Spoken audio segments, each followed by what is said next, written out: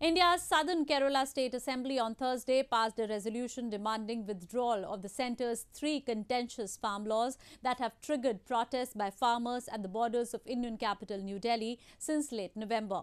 A deadlock continues to persist while talks between protesting farmers and the government have resumed after being stalled for days.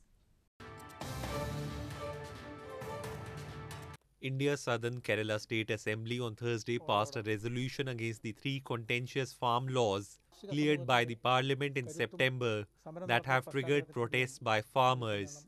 The resolution was tabled by Kerala Chief Minister Pinarayi Vijayan, who said that the laws will help only big corporate houses.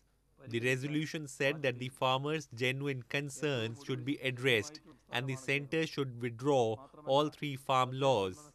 Thousands of farmers who have been camping outside Indian capital New Delhi's borders for over a month against the laws that liberalize the agricultural sector welcome the move. The centre government has said it will not repeal the laws but has offered to amend them after talks.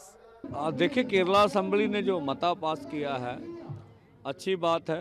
इससे किसानों को आंदोलन को और भी बल मिलेगा, पर देखने वाली बात है कि कौन सा सेक्शन में पास किया क्या क्या। चलो मोराली तौर पे तो किसानों का इस बात में जो और जो है आंदोलन और तेज होगा, अच्छी बात है मैं कहूँगा। During the meeting between farmer unions and the government on Wednesday, the two sides reached common ground on issues related to the Electricity Amendment Bill and penal provisions for stubble burning. Another round of talks is scheduled to take place on January 4 on outstanding issues.